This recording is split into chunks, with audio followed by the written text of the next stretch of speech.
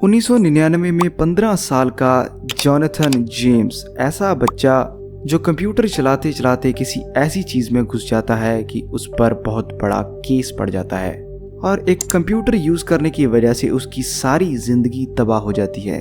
Starting में तो Jonathan को सिर्फ प्रोग्रामिंग पसंद थी और उसके बाद उसकी क्यूरियोसिटी बढ़ी और उसने चीज़ों को रीप्रोग्राम करना शुरू कर दिया। सिंपल वर्ड्स में बोलें तो हैकिंग करनी शुरू कर दी। और स्टार्टिंग में तो वो लोकल नेटवर्क को हैक करता था तो उसे बहुत मजा आता था। और बाद में कुछ ऐसा होता है कि जॉनथन दुनिया का सबसे पहला और छोटा बच्चा बन जाता है जिस पर साइबर क्राइम का केस पड़ता है। वेलकम बैक गाइस, मेरा नाम है करण और आज हम बात करने वाले हैं इसी बच्चे के स्टोरी के बारे में। तो उससे पहले हमारे चैनल को सब्सक्राइब करके बेल आइकन जरूर से प्रेस कर लेना। जेम्स का जन्म होता है दिसंबर 13, 1983 को और उस वक्त पर घरों में कंप्यूटर बहुत ही ज़्यादा कम थे और कंप्यूटर को एक लग्जरी चीज़ माना जाता था, जिसके कारण अमेरिका के सिर्फ 8% लोगों के पास ही कंप्यूटर पाए जाते थे। लेकिन जेम्स के घर पर उसके पापा प्रोग्रामिंग करते थे तो जेम्स को एक्सेस कंप्यूटर का बहुत इजीली मिल जाता था। और जब जॉनथन सिर्फ 6 सालों का था तो तब वो सारा दिन कंप्यूटर यूज़ करता था और रात को सो जाता था। उस टाइम पर कंप्यूटर इतना ज़्यादा यूज़ करना कोई नॉर्मल बात नहीं थी, इसीलिए उसके पेरेंट्स भी बहुत ज़्यादा परेशान हो चुके थे इस चीज़ से और उन्होंने उसे रोकने का ट्राई भी किया। लेकिन कंप्यूटर को लेकर जॉनथन की क्यूरियोसिटी इतनी बढ़ चुकी थी कि उसने हर एक चीज़ को स्टडी करना शुरू कर दिया और जल्दी ही वो प्रोग्रामिंग का एक्सपर्ट भी बन गया और उसने कंप्यूटर की सारी लैंग्वेजेस भी सीख ली।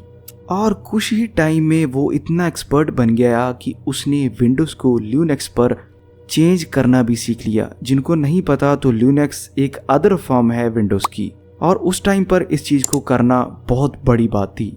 और गेम्स खेलते खेलते वो कंप्यूटर की उतनी डीप चीज़ों में घुस चुका था कि नॉर्मल इंसान तो उन चीज़ों को समझ भी नहीं सकते। और उसके बाद जब 1990s में इंटरनेट आया तो जॉनथन को मानो एक नई जिंदगी मिल गई। और उसी वक्त जब उसके पेरेंट्स ने देखा कि कंप्यूटर को लेकर वो बच्चा पागल हो रहा है तो जॉनथन पर रिस्ट्रिक्शन लगाने की ट्राई की गई उसके पेरेंट्स के द्वारा, लेकिन फिर भी जॉनथन ने कंप्यूटर लौटाने को जवाब दे दिया था। और जब कंप्यूटर उससे वापस ले लिया गया तो वो घर से भाग गया और जॉनथन ने शर्त रखी अगर उसे कंप्यूटर मिलेगा तो वो घर पर वापस आएगा। सो इसी चीज़ को देखकर पुलिस को कॉल की जाती है और जॉनथन मिलता है एक बुक स्टोर से और घर आते फिर वही कंप्यूटर को लेकर झगड़ा करने लग जाता है।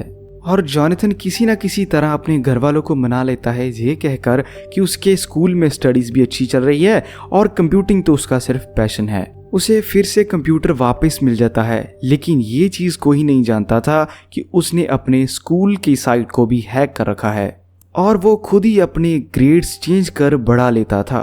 और उसी समय के पास जॉनथन ने अमेरिका की सबसे बड़ी उस वक्त की टेलीकॉम कंपनी बेल को भी हैक कर लिया था। और इस चीज़ के बारे में बेल के साइबर एक्सपर्ट्स को भी नहीं पता था कि उनके सिस्टम में एक बच्चा घुसकर बैठा हुआ है।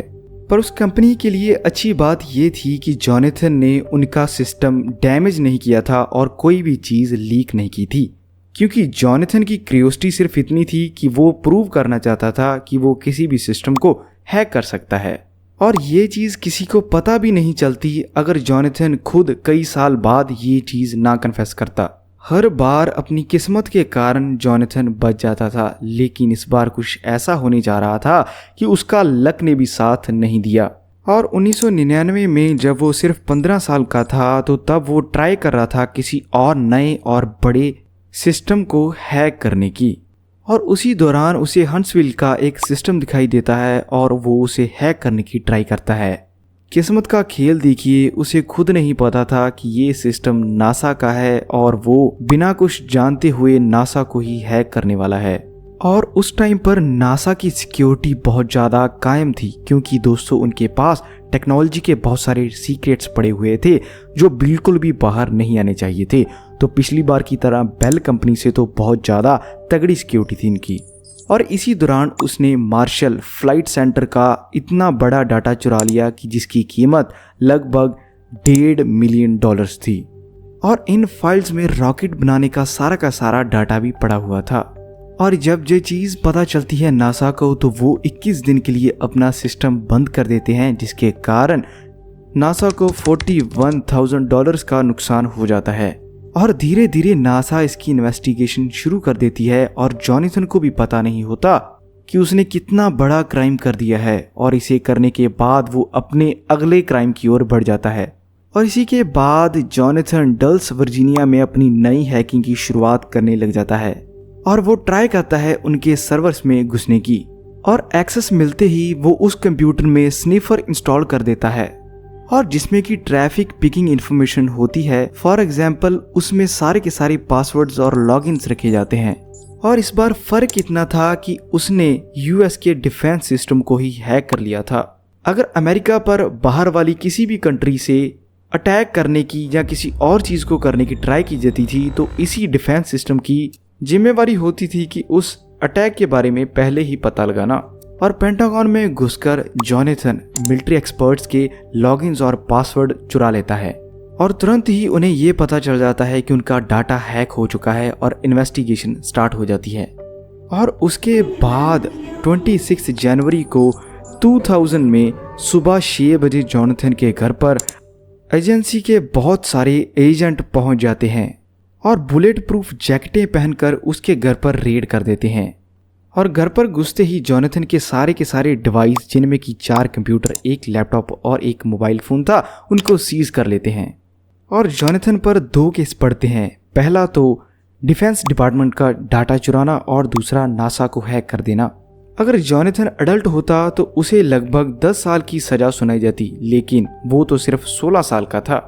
और उस टाइम पर किसी भी माइनर ने अभी तक साइबर क्राइम नहीं किया था, तो जज को बहुत ज़्यादा मुश्किल हो रही थी जॉनथन को पनिशमेंट देने में। पहले तो उसे 6 महीने की सजा सुनाई जाती है, पर बाद में जज नरमी दिखाता है और उसे सिर्फ 6 मंथ्स के लिए हाउस अरेस्ट कर देता है, जिसमें एक शर्त थी कि वो कोई भी कंप्यूटर या इंटरनेट वाली चीज़ यूज़ नहीं कर सकता। और एक और चीज़ जॉनथन से करवाई गई, जिसमें कि जॉनथन को माफ़ी मांगनी थी एक लेटर लिखकर दोनों डिपार्टमेंट से, और उसे सारे स्टेप भी बताने पड़े नासा वालों और डिफेंस वालों को, जिससे कि उसने उन दोनों के सिस्टम को हैक किया था। और इसी दौरान वो कंप्यूटर चलाने छोड़ भी देता है और डिप्रेशन में आ जाता है। उसका ये कहना था कि उसने सिर्फ फन के लिए ये चीज़ें शुरू की थी और अंत उसका बहुत बुरा हुआ। और हैकिंग को छोड़कर जॉनथन एक नॉर्मल जिंदगी जीना शुरू कर देता है। और इसी के बीच उसकी मदर की डेथ हो जाती है ब्रेस्ट कैंसर की वजह से, तो वो फिर से डिप्रेशन में आ जाता है। और इसी दौरान एजेंसीज उस पर बहुत ज़्यादा निगाह बनाई हुई थी और सारी ज़िंदगी उसकी अमेरिका के एजेंट्स के बीच ही गुजरनी थी, क्योंकि उस पर निगाह बहुत ज़्यादा रखी गई। और ज़िंदगी वैसे ही बीत रही थी कि 2007 में TJX, जो कि क्रेडिट कार्ड्स की इंफॉर्मेशन रखती है, वो कंपनी हैक हो जाती है और उसमें 6 बंदों का नाम आता है, जिसमें कि 6 वाले का तो सिर्फ नाम JJ से ही पता चलता है। तो पुलिस का शक जाता है जॉनथन जेम्स पर और फिर से इन्वेस्टिगेशन शुरू होती है और पुलिस उसके घर पर रेड कर देती है।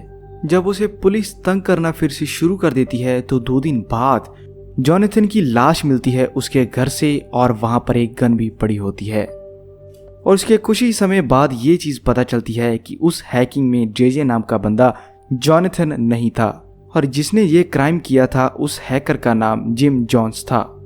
एक बहुत ही सैड स्टोरी थी एक ऐसे बच्चे की जो बहुत ज़्यादा टैलेंटेड था और अपनी ज़िंदगी में बहुत कुछ कर सकता था, लेकिन एक गलती उसकी सारी की सारी ज़िंदगी खा गई। स्टोरी आपको कैसी लगी? वीडियो को लाइक कमेंट जरूर कर देना और चैनल को कर लेना subscribe. Thank you so much.